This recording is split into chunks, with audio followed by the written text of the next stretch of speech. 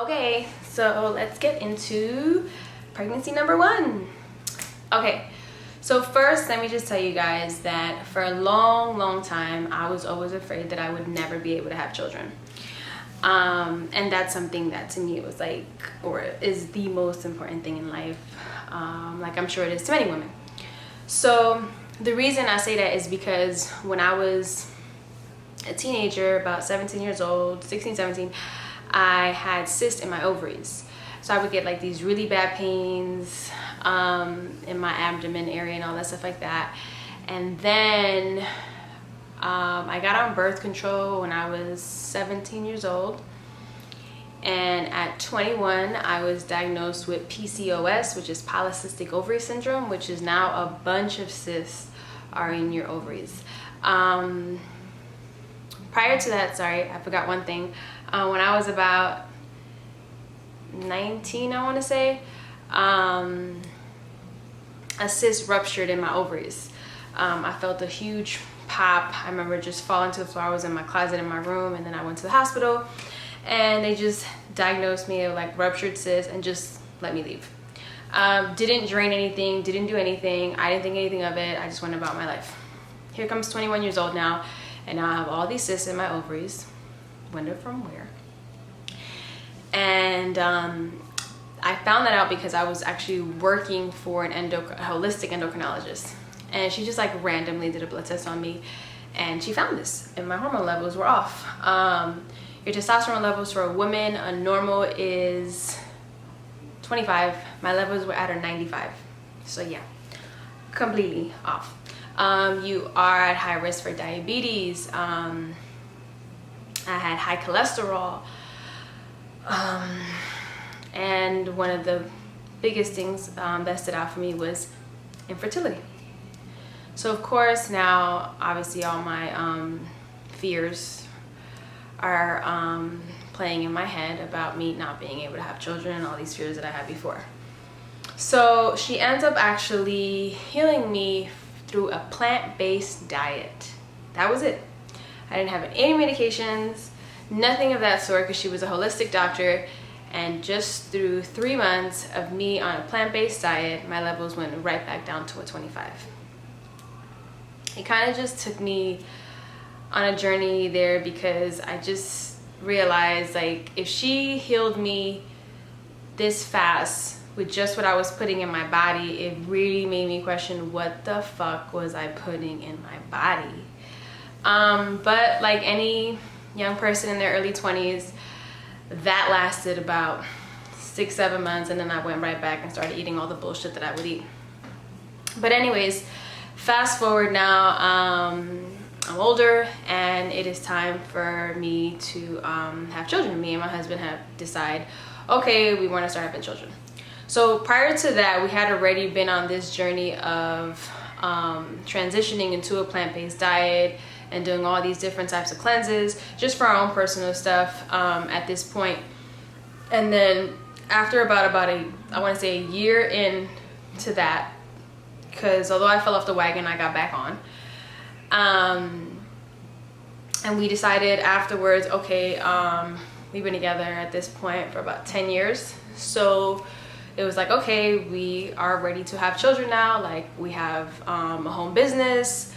We're able to be at home with our children, and basically just have it a little bit easier than most people. So we set that up. And then what we decided to do was we did a cleanse. We did a parasite cleanse and a mucus cleanse prior to starting to try to have a baby. We felt it was super important for us, after doing so much research, to cleanse our entire bodies, because the main thing I can put that into is a toxic sperm, toxic womb. That's pretty much it in a nutshell. So we cleansed our bodies, and we began trying in June of 2015. Yeah, June of 2015. And I got pregnant by September. So it took me 3 months to get pregnant. And when I got pregnant, we had already decided that we wanted to do a home birth and a natural birth. I felt it was really, really important that I did what I felt comfortable doing, not what other people felt I should be doing or what they felt comfortable with. A hospital setting is not for me. I don't feel comfortable in hospitals. I get anxiety. They just bring me to a dark, traumatic moments in my life. And I just didn't feel that that went with me giving birth and experiencing one of the most important things of my life in a place where I didn't feel 100% safe in. For me personally, this is not to knock anybody that does, that chooses a hospital birth. I will always say, do what makes you feel comfortable. That's not me. That wasn't for me, so that's why I didn't do that. So we had decided to have a home birth. I also wanted to do a natural birth. I felt that I just wanted to experience 100% my God-given powers that I was given. And I know that I can do it because we've been doing this since the beginning of time, obviously. So, you know, I just wanted to experience that 100%. So I get pregnant, and I start looking for a midwife, and I find a great midwife. Her name was Jennifer, and my pregnancy was really good. I'm not gonna lie. I didn't have any cravings. I didn't have any morning sickness. I was pretty chill my whole entire pregnancy, I'm not gonna lie. I didn't even get swollen at all till I was 37 weeks was the first time I even had my feet that got swollen a little bit, and that was because I would walk like 3 miles every day. And I guess because it was the end of the pregnancy, it was just a little too much for me. So when I got back home, my feet were swollen, and I just rested for 24 hours, and then I was fine. So yeah. Again, this is not everybody. Everybody's different. But that was just my experience with my son. I had like I said, a very easy pregnancy. I'm gonna show you guys some stuff that my prenatals, so prenatal pills, because everybody always asks about the prenatal pills. So I focus on vegetable-based ones. A lot of times the one that the hospital gives you has a lot of crap in it. You gotta look at it. It's a lot of sugar and all this other stuff. So these, I'll put these also like in a link for you guys, but if you could see that, hold on. Vitamin Go, can you see that? Yeah, okay. So these are the ones that I take, and I actually continue taking it while I'm nursing. So yeah, that is one thing. Vitamin D. Let me see. You got it? Can you see it? Okay. Probiotics. Can you see it? Okay, probiotics. Also, and this is stuff I do on a daily basis, but I continue to do that while pregnant too. Magnesium. And this company is Garden of Life. It's kind of the ones that I use for a lot of stuff. I like their products. So, eating wise, let me show you guys some stuff. Okay. So, sometimes I would do this hemp protein powder here. Can you see it? Okay, mix that with a little bit of whatever plant-based milk you want. You're good to go. Spirulina is very good for you while pregnant and nursing. So you can make like a shake out of this. You could do like strawberry, bananas, and some water, and just a little bit of this. You're good to go. This, for everybody's like, protein. Here's an organic meal here. Again, I'll put the links to all this for you guys, but this is dairy, soy, and gluten-free. This has 20 grams of protein in it. This is a meal one. They also have like a specific shake protein one. I would just, and I still take this. There's a new one I bought. Take this with some plant-based milk and stuff like that. As far as food, Eat a lot of fruit. Wake up in the morning, eat a bunch of different variety of fruits. For lunch and dinner, it still is, lots of vegetables, Google vegetables, there's a bunch of them. So yeah, vegetables. I don't eat too much white rice. I do that once in a while. Couscous, I do a lot. Fonio is another good one. So much. I would make vegan pancakes, vegan waffles, chickpea scramble. I mean, it's just so much. But I would eat while I was pregnant, even though I was on a plant-based diet, okay? I was very, very, very, very healthy. So for anyone who's on a plant-based diet and you have all these people telling you, oh my God, you need to eat meat, that's a bunch of bullshit. No, you don't. You can get all your protein and all the shit that you need and all your nutrients from your vegetables and your fruit. So yeah, so don't be fooled by that. Sorry, this is crazy. Anyways. Okay, so pregnancy was amazing. Woohoo! Now comes birth. Okay, we're gonna have to zoom in a little bit for this one. You know what I'm saying? Okay, so check it. My birth was 52 hours. You heard that correct. 52 hours. Now, I'm gonna tell you why. Because your girl got scared. So the truth is that when we chose to have a home birth, you had, you know, people that were like, oh my God, that's amazing. I'm so happy for you, blah, blah, blah, blah. And then you had people that were like, what the fuck are you doing? Why are you doing that? Why don't you just go to the hospital? Like, that's dangerous, yada, yada, yada.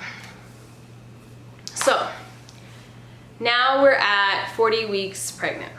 Now for anybody who's had who's had a baby, you will know that your first baby, if you are late, is the most stressful shit ever, because everybody is calling you and texting you the same stupid ass question. Where's the baby? And it's like, oh yeah, I had it like fucking 2 weeks ago and I forgot to call you. Listen, if a woman is 40 weeks pregnant, don't ask that shit. It is the most annoying question because you get it from everybody. And it's like, yo, I'm gonna let you know when the baby's here. That's it. Anyways, here I am, 40 weeks pregnant, and my baby's still not here.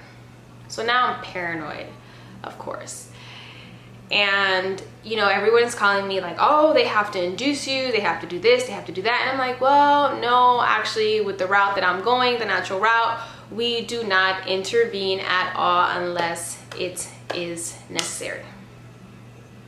So being that the baby's heartbeat was fine, and the fluid, the amniotic fluid was intact and I was fine, there was no reason to intervene.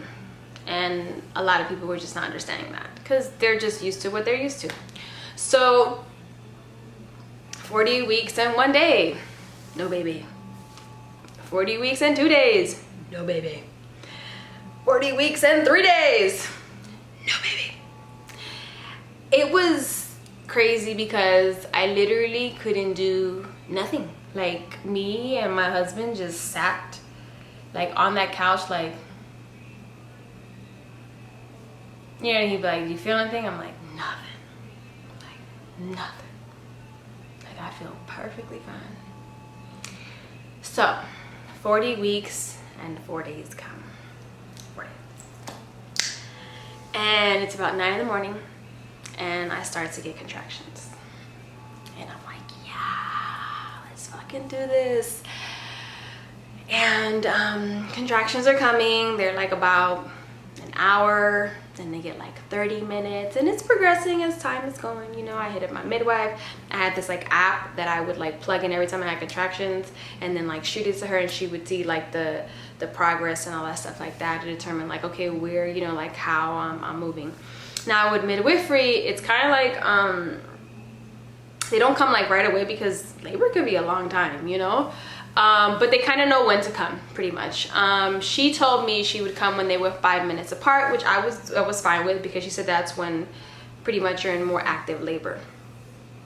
So she was like, okay, it looks like you'll be going into active labor tonight. I'm like, yeah, super excited. So contractions are now about 15 minutes apart, and it's about, I want to say like 1 in the morning, 2 in the morning, and they just stop. Like, they literally just stop. And I was like, what the fuck? So, you know, I just sleep it out.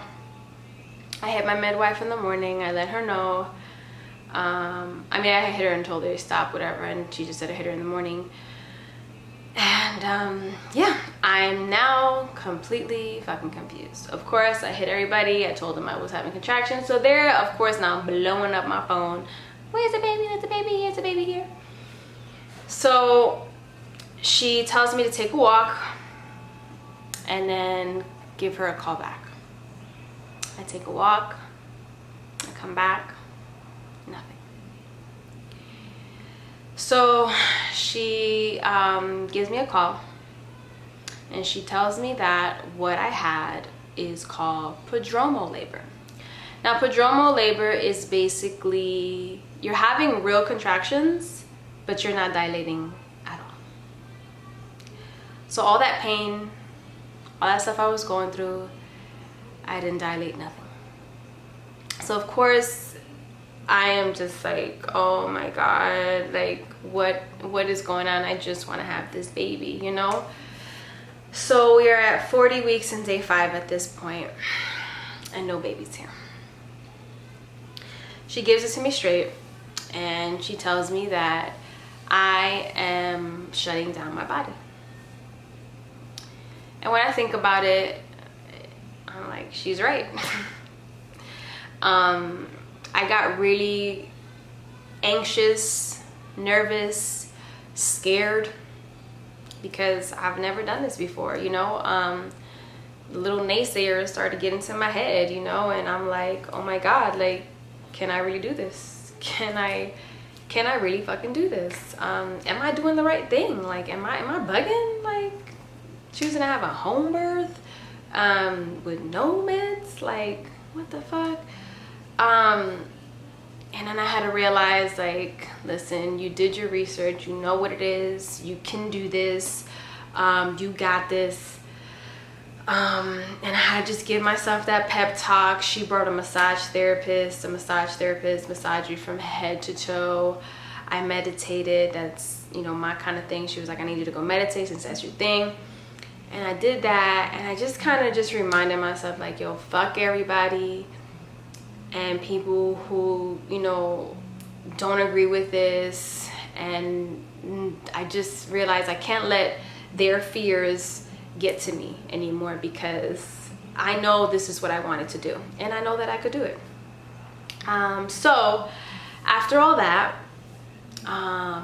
this was about 1-2 o'clock, and I just kind of regrouped, had my little pep talk, and at about 3:30 my contractions started coming again, and they started picking up. At about 3 a.m. they went to 5 minutes apart. Now at this point, let me just tell you, you know, people be like, oh, like, is it like menstrual cramps? Is it, you know? Listen, this shit is 200, 300 times motherfucking worse than menstrual cramps, okay? Like, I'll take the worst menstrual cramps that I used to have before any day over this pain of contractions. That's just me personally. This shit is no fucking joke. I'm not trying to scare you, but I'm gonna keep it so freaking real. That shit is crazy. So I have also back labor, it was called. So my shits would start from the back. It felt like a whiplash, and then it would come all the way to the front, and I felt like my whole body would get like paralyzed. And my midwife kept saying to sink in it, and I'm like, sink into what? Because like this shit is taking over me. Like I can't even think. But the truth is, when I was trying to listen to her and just kind of breathe through it the best I could, they were lasting, they were getting shorter. So if they were lasting 90 seconds, they were then lasting 60 seconds or 30 seconds, which makes a huge difference. So it took me time because I wasn't breathing properly. You know, because you can practice all the shit you want and like and do all this shit, but until you're in it, and that's anything in life, until you're in it, like it's just different. Especially for a first-time mom. Like this is all new to me. I don't know what any of this stuff is. Like even, you know, the progression of labor, as much as like books you read and all this shit that I read, like still until you're actually in it, it's like, whoa, what the fuck? So it gets crazy. It gets so crazy, and it's such a battle of your mind and your body, because you just want to give up. Like you really just want to give up. Like I was like a freaking crackhead on the floor, like begging my husband for some type of drugs. You know what I mean? Like, forget whatever I said, just please give me something, you know? And he's just like, you're good, you know? Because he knows this is what I wanted. So yeah, this is now from 3 in the morning, and I didn't give birth till, man, it's so sad that I forget these shits. I want to say 3, damn, oh my God, this is so bad. I forgot, but I gave birth at like, because I think I gave birth to my daughter at 3:48. I think I gave birth to my son at 3:40. I don't know, yo, sorry guys. This shit, I'll be forgetting. That's so sad. I gotta go back here and look it up. But anyways, point is, I didn't give birth to like 12 hours later, and I was in that pain for like 12 motherfucking hours. Then here comes the hardest part of all, and it's pushing the baby out. So these contractions are now, at this point, they feel like they're every single second, just back to back to back to back to back. And you're like dozing off into these like dream states in between, and like, you know, and then all of a sudden it comes back and you're back and you're like, oh, I'm still here. While everybody's like looking at you like, you can do it. You know, you're like, fuck you. Like, yeah. So then, at this point, I feel like I gotta poop. And when you feel like you gotta poop, towards the end, because sometimes you really do just gotta poop, it's because the baby's right there coming out. So I feel it, I'm in the pool, and it's now what's called the Ring of Fire. And that is a perfect name for it, I'm not gonna lie. I remember my best friend Freddie told me about it, and I'm like, you know what I mean? But one great thing she said was, just know that when that comes, it's the end. I'm like, okay. So now I just feel like fire, like somebody lit a freaking match in my punana, and it is just burning like crazy. Finally, I push him out. It took me about, I think I was pushing for about 20 minutes, which is not bad. I heard people push longer than that. But when you in labor, girl, that shit feel like hours. But when I pushed him out, it was such a relief. But yeah, so as I'm pushing and I'm feeling the ring of fire, I'm not like, oh, it's like you're like in a dream state. So it's like, I know that the baby's coming, but I don't know that the baby's coming. Whatever, I just know whatever pain I feel, I want it to go away. But then it was like a moment in the mix of all that where it clicked, and I remember hearing Freddie's voice like, it's the end, it's the end, it's the end. And I remember that's when I was like, oh shit. And I pushed, like I was like, rah, and boop, baby comes out. And they placed the baby on me, and everything just disappears. Like every pain, everything you went through just goes out the window. And I literally, it was the most exhilarating, most empowering, godly experience of my life. I literally felt every God-given power that I was given in that entire experience. And it literally, like from that moment, I was never the same person again. I'm telling you right now. Something shifted, and I felt so empowered and so powerful. To know that I did it, to know that I did it my way. Everything that I wanted to do, everything was fine. I had a beautiful, healthy baby boy on me. And it was just out of this world. I don't even know how to put it into words because it was that incredible. And I looked at my husband. I remember saying, we did it. We did it. And after that, we delayed the cord clamping. I think it was about maybe 10 minutes or so. The placenta actually like stops pulsating.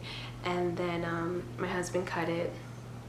And we just laid in the bed with our new baby, and my midwife just kind of just started cleaning up and doing what she does.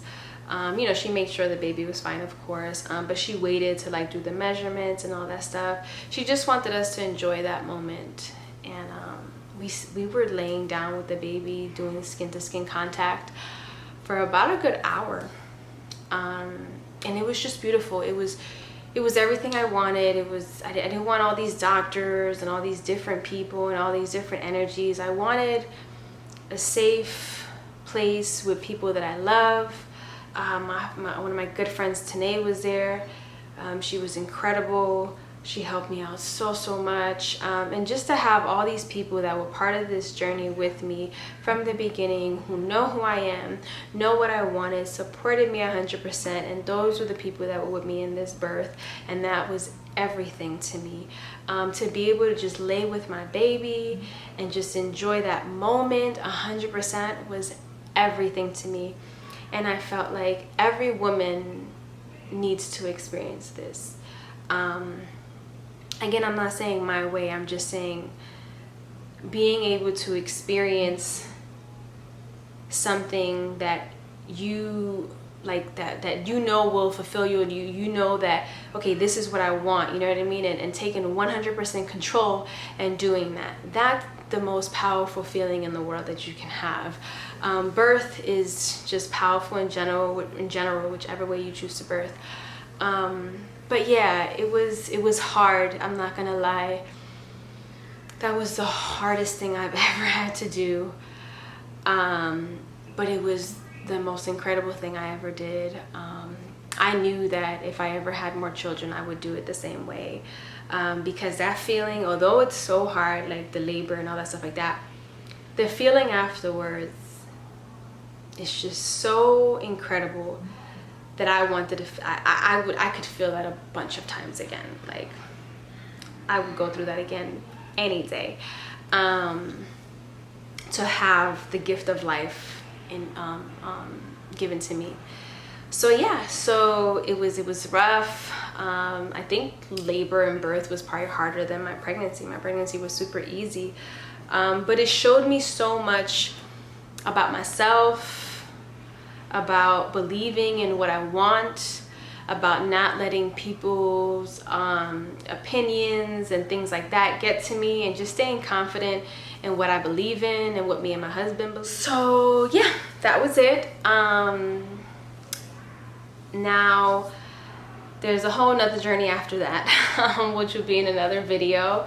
But the next video that I'm going to be sharing with you guys is my breastfeeding journey, which was very, very hard. Yeah, so you'll get that the next time. But yeah, that was my birth with Tristan. That was my home birth. It was beautiful. If you have any questions, let me know. And that's about it. Love you guys.